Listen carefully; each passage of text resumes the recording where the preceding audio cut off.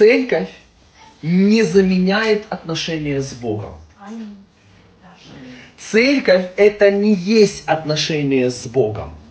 Церковь – это инструмент, как молоток, который мне помогает в моих отношениях с Богом. И церковь – это место, в котором я расту в своем познании с Богом.